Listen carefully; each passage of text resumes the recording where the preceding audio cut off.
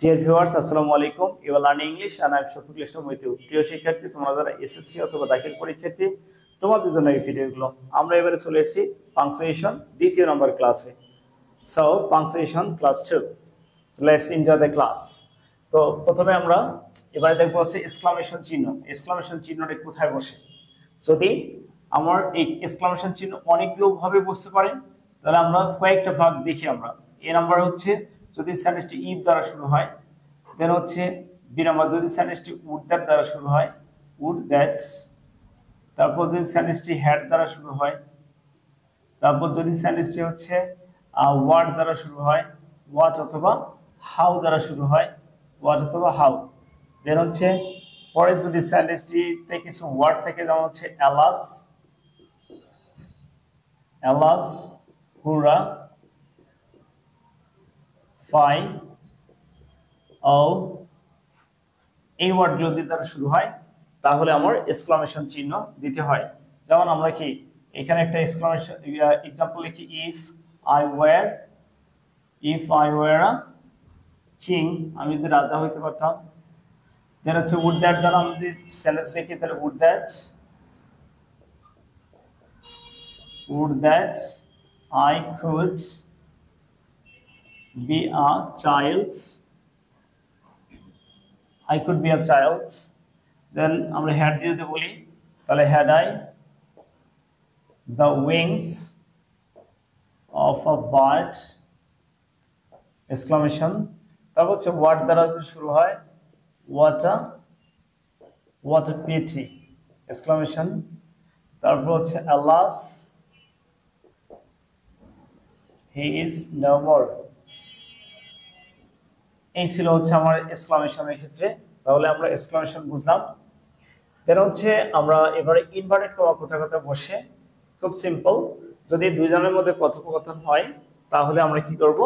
Inverted comma বসাবো। দুইজনের মধ্যে কথোপকথন, ঠিক আছে, দুইজন কথা বলতেছে, তাহলে আমরা ইনভার্টেড কমা বসাবো। এবং একজনের কথা শেষ না হওয়া পর্যন্ত ইনভার্টেড কমাটি শেষ হবে না। একজন যখন কথা শেষ করবে, তখন আমার ইনভার্টেড কমাটাও শেষ হয়ে যাবে, ঠিক আছে। তাহলে আমরা দুইজনের মধ্যে কথা বলেই কি বসাবো? এক্সক্লামেশন চিহ্ন বসাবো। Example, why did you not attend the class, said the teacher. এই যে সেন্টেন্স দেয়া আছে, why did you not attend the class at the teacher, তাহলে আমার এখানে ইনভার্ট করা শুরু হবে এখান থেকে, ডাব্লিউ বড় অক্ষর হবে। এবং যেহেতু ডাব্লিউ ওয়ার্ড এর পর কি দেয়া আছে, সাবজেক্ট দেয়া আছে, তাহলে এখানে একটি কোয়েশ্চেন মার্ক হবে, আর শেষে গিয়ে ফুল স্টপ হবে, ঠিক আছে। why did you not attend the class, said the teacher, ঠিক আছে। তারপর এখন বললো এই বলেছে I am sorry, ঠিক আছে। এটি আরেকজনের কথা, এই জন্য আমরা কি করবো, এখানে ইনভার্ট করা দিব। এবং আই বলা ছিল, যেখানেই লিখি আইটা হচ্ছে ক্যাপিটাল হবে। এখানে মিসিং হয়ে গেছে এম, এই জন্য এখানে আমরা অ্যাপোস্ট্রফি চিহ্ন দিলাম। ওকে, সো অ্যাপোস্ট্রফি চিহ্ন দিয়ে আমাদের এখানে ক্লিয়ার হয়ে গেল। এবার হচ্ছে আমরা কোথায় হচ্ছে অ্যাপোস্ট্রফিটা বসাতে পারি। অ্যাপোস্ট্রফি চিহ্ন কোথায় বসে? এটা হচ্ছে মিসিং লেটার, মানে আমরা কি ওয়ার্ড যদি কোনো অক্ষর দিই মিস হয়ে যায়, তাহলে তখন আমরা কি ব্যবহার করি? অ্যাপোস্ট্রফি ব্যবহার করি, ঠিক আছে। অ্যাপোস্ট্রফি,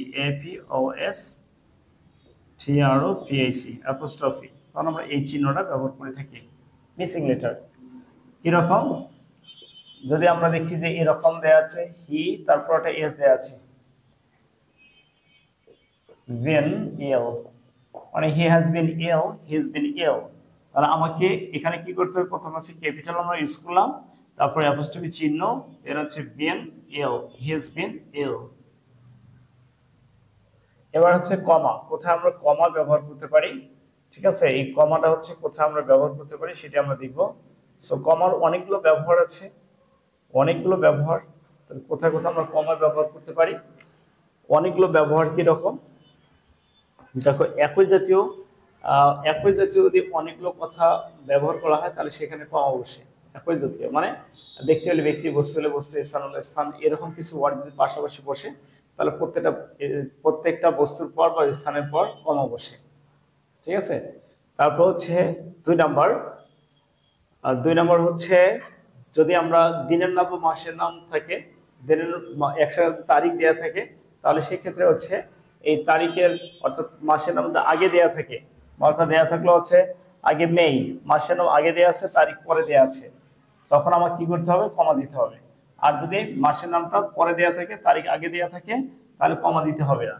অর্থাৎ তাহলে দিনের নাম আর মাসের নামের ক্ষেত্রে দেখবো আমরা, যদি মাসের নামটা আগে দেয়া থাকে, পরে যদি তারিখ দেওয়া থাকে, তাহলে কমা দিতে হবে। আর এই তারিখটা যদি এখানে থাকতো, তাহলে চেন যদি আগে থাকতো, তাহলে আমরা কমা দিব না। আর মাস্ট, যেহেতু হচ্ছে দিনের নাম মাসের নাম, দিনের নাম মাসের নামের হচ্ছে ক্যাপিটাল বসাতে হয়। সো এখানে মেই তখন হচ্ছে বড় অক্ষর হবে, এখানেও বড় অক্ষর হবে, আর এখানে কমা দেওয়া যাবে না। 20 25 দেওয়া আছে, আর এখানে 20 25 দেওয়া আছে, তাহলে এখানে কমা দিতে হবে, এখানে কমা দিতে হবে না। আচ্ছা, তারপর হচ্ছে যদি স্পিচ হয়, স্পিচের ক্ষেত্রে হচ্ছে রিপোর্টিং ভার্বের আগে পরে কমা বসে, রিপোর্টিং ভার্বের আগে পরে কমা বসে স্পিচের ক্ষেত্রে। এরকম আছে, হি সেডস হি উইল নট কাম, সে বললো সে আসবে না। তাহলে আমাদের প্রথম হচ্ছে কি, এটা ক্যাপিটাল বসাবো, তারপর এখানে কমা দিব, এখানে ইনভার্ট করা শুরু হবে, তারপরে ক্যাপিটাল, শেষে full stop, invert comma close হয়ে যাবে। তাহলে এই ছিল আমাদের কমা। কমার ব্যবহার হচ্ছে বেশ কিছু আছে। তাহলে আমরা দেখলাম এখানে একটা একই জাতীয় যদি কিছু ওয়ার্ড থাকে তাহলে কমা বসে, আর স্পিচের ক্ষেত্রে হচ্ছে কমা বসে। ওকে, তারপর আর হচ্ছে তোমাদের পাংচুয়েশন খুব একটা দরকার হবে না, এই পাংচুয়েশন গুলো পড়লেই তোমরা হচ্ছে কমন পেয়ে যাবে ইনশাআল্লাহ। সো পরের ভিডিওটা হচ্ছে তোমাদের জন্য প্র্যাকটিস। ঠিক আছে, আমরা যেটা শিখলাম তার হচ্ছে প্র্যাকটিস বা সলভ ক্লাস। এই সলভ ক্লাস কয়েকটা করবা, তাহলে ইনশাআল্লাহ পাংচুয়েশনের মধ্যে কোনো সমস্যা হবে না। সো সলভ ক্লাসগুলো অবশ্যই করবা। And that's all for today. I hope you understand. Please stay connected with us again. Assalamu alaikum.